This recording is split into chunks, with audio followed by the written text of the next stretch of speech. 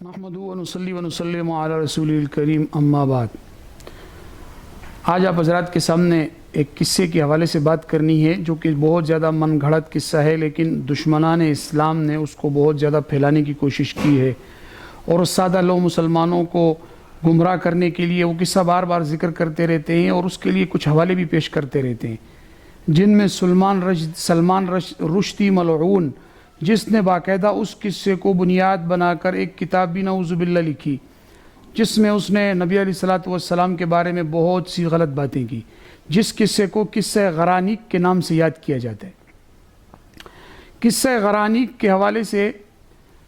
بہت سی من گھڑت باتیں، بہت سا شور شرابہ اور بہت سے اعتراضات حضور صلی اللہ علیہ وسلم کی ذات مبارک پر لوگ کرتے ہیں کہ حضور صلی اللہ علیہ وسلم سورۃ النجم کی تلاوت فرما رہے تھے،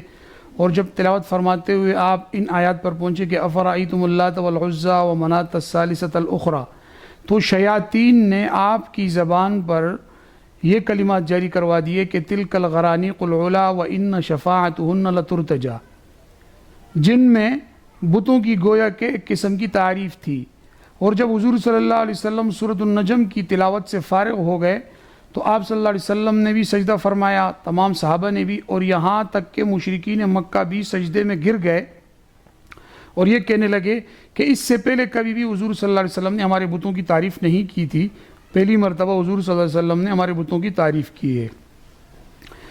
یہ وہ قصہ ہے جو بالکل ہی من گھڑت ہے اور دشمنان اسلام کی طرف سے گھڑا گیا قصہ ہے۔ اس قصے کے اوپر مفسرین نے اپنی تفسیروں میں بھی جا بجا اس پر بہت ساری باتیں عرض کی ہیں اور اس قصے کو بالکل ہی من گھڑت ثابت کیا ہے۔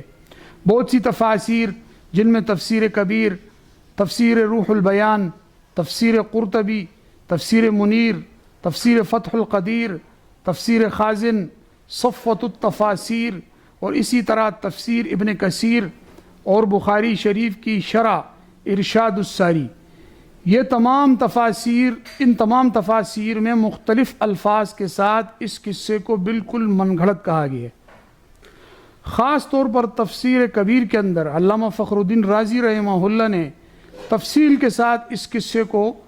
ثابت کیا ہے کہ یہ قصہ بالکل من گھڑت ہے، اس قصے کی کوئی روایت صحیح نہیں ہے، اس قصے کو کسی بھی حوالے سے حضور صلی اللہ علیہ وسلم کی نسبت سے بیان کرنا یہ سراسر غلط اور فضول بات ہے۔ تفسیر کبیر میں علامہ فخر الدین رازی رحمہ اللہ نے اس قصے کو نقل کرنے کے بعد فرمایا ھذا وضع من الزنادقہ، فرماتے ہیں یہ قصہ زنادقہ، زندیق لوگوں کی طرف سے گھڑا گیا قصہ ہے، یہ قصہ سراسر غلط ہے اور غلط بیانی پر مشتمل ہے۔ پھر آگے چل کر تفسیر کبیر میں علامہ فخر الدین رازی رحمہ اللہ نے قرآن و حدیث عقلاً و نقلاً دلائل سے اس قصے کو غلط ثابت کیا ہے۔ مثال کے طور پر سورۃ النجم کے اندر اس قصے کو بیان کیا جاتا ہے، حالانکہ اگر آپ سورۃ النجم کو دیکھیں تو سورۃ النجم ہی کی بہت سی آیات اس بات پر دلالت کر رہی ہیں کہ اس قصے کا کسی بھی روایت سے کوئی تعلق نہیں ہے، کیونکہ سورۃ النجم میں اللہ رب العزت نے ارشاد فرمایا، قسم کھا کے ارشاد فرمایا کہ وَالنَّجْمِ إِذَا هَوَى مَا ضَلَّ صَاحِبُكُمْ وَمَا غَوَى وَمَا يَنْطِقُ عَنِ الْهَوَىٰ إِنْ هُوَ إِلَّا وَحْيٌ يُوحَىٰ۔ اللہ رب العزت نے یہاں ستاروں کی قسم کھائی، فرمایا کہ وَالنَّجْمِ إِذَا هَوَىٰ مَا ضَلَّ صَاحِبُكُمْ وَمَا غَوَىٰ، کہ ستاروں کی قسم کہ جب وہ غائب ہو جاتے ہیں، فرمایا مَا ضَلَّ صَاحِبُكُمْ وَمَا غَوَىٰ، تمہارا صاحب یعنی یہ نبی صلی اللہ علیہ وسلم کبھی بھی گمراہ نہیں ہوئے، کبھی بھی ان کی زبان سے وَمَا يَنْطِقُ عَنِ الْهَوَىٰ، کبھی بھی ان کی زبان سے کوئی ایسے الفاظ جاری نہیں ہوئے کہ جو الفاظ ان کو اللہ نے ارشاد نہ فرمائے ہوں یا جو الفاظ اللہ کی منشا کے خلاف ہوں۔ ان هو الا وحی یوحیٰ، یہ پیغمبر جب بھی بات کرتے ہیں وہ وحی ہی ہوتی ہے، بغیر وحی کے کوئی یہ بات نہیں کرتے۔ تو سورۃ النجم کے اندر اللہ قسم کھا کے فرما رہا ہے کہ پیغمبر جو بھی بات کرتے ہیں آپ کی بات وحی الہی ہی کا حصہ ہوتی ہے، آپ کوئی اور بات نہیں کرتے۔ اسی طرح اسی سورۃ النجم میں اللہ رب العزت نے آگے چل کر بتوں کی برائی بیان کی ہے اور فرمایا کہ ان یتبعون الا الظن، کہ جو لوگ بتوں کی عبادت کی باتیں کرتے ہیں یہ لوگ صرف اور صرف اپنے گمان کی اتباع کرتے ہیں، ان کے پاس کوئی دلیل موجود نہیں ہے۔ تو اس سے سورۃ النجم سے یہ بات معلوم ہوئی کہ حضور صلی اللہ علیہ وسلم کے متعلق یہ کہنا کہ آپ صلی اللہ علیہ وسلم کی زبان مبارک پر کچھ ایسے الفاظ جو آپ نہ چاہتے تھے اور جاری ہو گئے، یہ تو بالکل ناممکن ہے۔ قرآن مجید کی دوسری آیات کو بھی اگر دیکھا جائے تو اس سے بھی یہ بات معلوم ہوتی ہے کہ یہ قصہ سراسر من گھڑت ہے۔ اس کی وجہ یہ ہے کہ یاد رکھیں، سب سے پہلا اصول یہ ہوتا ہے کہ قرآن مجید کی تفسیر قرآن مجید سے کی جاتی ہے۔ تفسیر القرآن بالقرآن، سب سے پہلے قرآن کی تفسیر قرآن ہی سے کی جاتی ہے۔ قرآن کریم کی متعدد آیات اس بات پر دلالت کر رہی ہیں کہ یہ پیغمبر جب بھی کوئی بات کہتے ہیں اللہ کی مرضی اور منشا کے مطابق کہتے ہیں۔ یہ پیغمبر اللہ کی مرضی اور منشا کے مطابق ایک جملہ بھی نہیں کہتے۔ اور سورۃ حاقہ میں اللہ رب العزت نے فرمایا وَلَوْ تَقَوَّلَ عَلَيْنَا بَعْضَ الْأَقَاوِيلِ لَأَخَذْنَا مِنْهُ بِالْيَمِينِ، کہ اگر یہ پیغمبر اپنی طرف سے کوئی بات دین کے اندر کہہ دے جو اللہ نے نہیں فرمائی ہے اور یہ دین بنا کر اس کو لوگوں کے سامنے پیش کرے، تو فرمایا کہ ہم اس کی شہرک کو کاٹ دیں گے۔ تو اس سے معلوم ہوا کہ حضور صلی اللہ علیہ وسلم کی ہر بات اللہ تعالیٰ کی منشا کے مطابق ہوا کرتی تھی۔ حضور کی زبان پر کبھی بھی کوئی بات اللہ کی منشا کے بغیر نہیں آئی۔ اور جہاں تک یہ بات ہے کہ شیطان نے نعوذ باللہ حضور صلی اللہ علیہ وسلم کی زبان پر کچھ چیزیں جاری کر دی، یہ تو صراحتاً غلط ہے۔ اس کی وجہ یہ ہے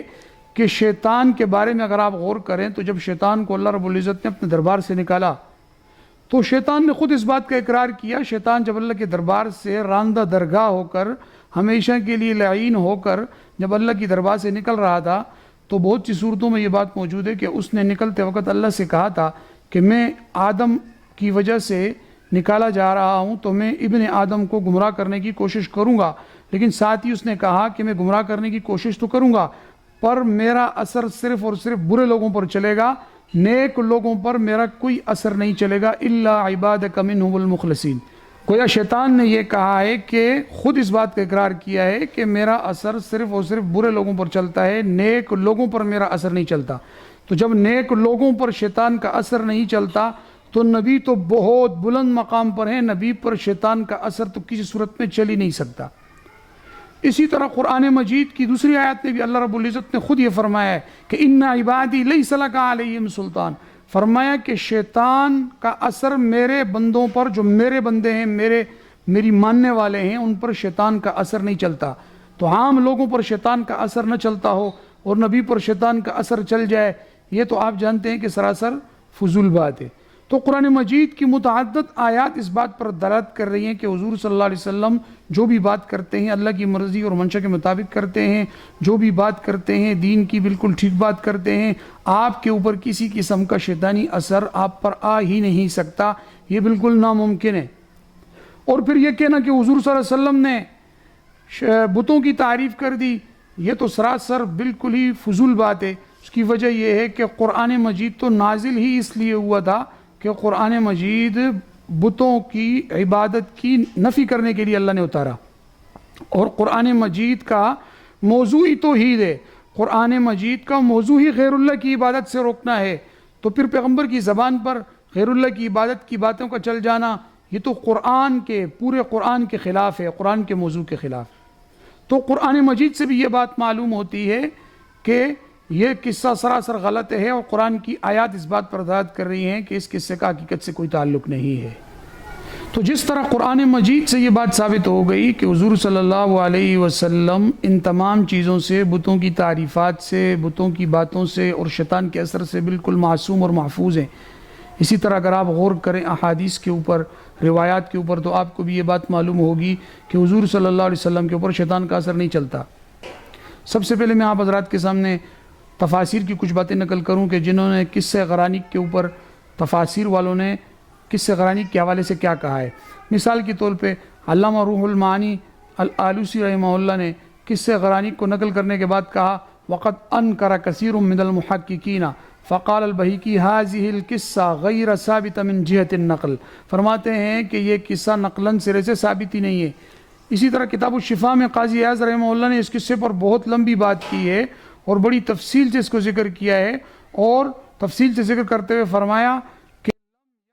احد من الصحة ولا رواه احد ثقة بسند سلیم ومتصل، فرماتے ہیں کہ اس قصے کو کسی نے بھی، کسی صحیح راوی نے، کسی ثقہ راوی نے سرے سے ذکر ہی نہیں کیا ہے، بلکہ وہ فرماتے ہیں کہ یہ قصہ سراسر من گھڑت ہے، اور اس پر بڑی تفصیل سے انہوں نے بات کی ہے۔ اسی طرح میں نے آپ حضرات کے سامنے تفسیر کبیر کا حوالہ دیا، تو تفسیر کبیر کے اندر بھی فرمایا کہ یہ تو زندق گھڑا ہوا قصہ ہے، اور روح البیان میں فرمایا کہ ان القرآن ورد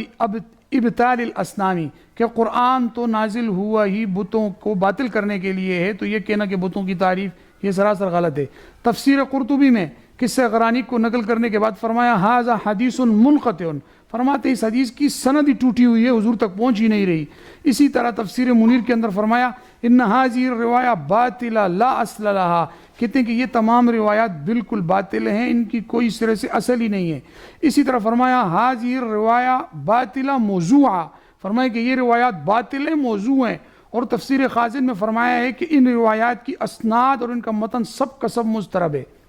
تو ان تفاسیر کی ان باتوں سے یہ بات معلوم ہوئی کہ اس قسم کے واقعے کو ہر مفسر نے، ہر محدث نے اس قسم کے واقعے کو بالکل سراسر باطل کہا ہے، اور سراسر اس قصے کو غیر ثابت بلکہ من گھڑت کہا ہے۔ تو یہ قصہ من گھڑت ہے۔ اگر کسی کو یہ بات لگے کہ بعض مفسرین یا بعض مورخین نے اس طرح کا قصہ نقل کیا ہے، تو اس کے متعلق بھی علماء نے فرمایا انہی تفاسیر میں، جن کا میں نے آپ حضرات کے سامنے نام لیا ہے، اسی جگہ پر، اسی قصے کی جگہ پر انہوں نے فرمایا ہے کہ بعض مفسرین اپنی تفسیروں کے اندر تاریخی باتیں بھی نقل کر دیتے ہیں، متضاد قسم کی باتیں نقل کر کے محققین پر چھوڑ دیتے ہیں۔ تو لہٰذا کوئی اس قسم کی روایت اگر کسی تفسیر میں یا کسی تاریخ کی کتاب میں ملے تو اس کو اسی طرح لے کر بیان نہیں کرنا چاہیے، بلکہ اس کو دیکھنا چاہیے کہ محققین اس کے بارے میں کیا کہتے ہیں، اور میں نے آپ کو تفصیل سے بتا دیا کہ محققین اس کو سراسر غلط قرار دے رہے۔ تو قرآن اور مفسرین کی رائے میں نے آپ کو بتائی۔ حدیث کی روح سے بھی اگر اس قصے کو دیکھا جائے تو حدیث میں آتا ہے کہ حضور صلی اللہ علیہ وسلم کے بارے میں حدیث ہے جو صحاح ستہ کی کتابوں میں، مختلف کتابوں میں موجود ہے، اور وہ یہ ہے کہ حضور صلی اللہ علیہ وسلم فرما رہے ہیں کہ میں نماز پڑھ رہا تھا اور ایک شیطان اس نے آ کر میری نماز میں خلل ڈالنے کی کوشش کی، تو آپ صلی اللہ علیہ وسلم نے فرمایا کہ میں آگے بڑھا، اور بعض روایت میں کہ میں نے اس کو پکڑ لیا، اور پھر فرمایا میرا دل چاہتا تھا کہ میں اس شیطان کو مسجد کے یا کسی بھی ستون کے ساتھ باندھ دوں، اور جب صبح ہو تو مدینہ کے بچے اس کے ساتھ کھیلے۔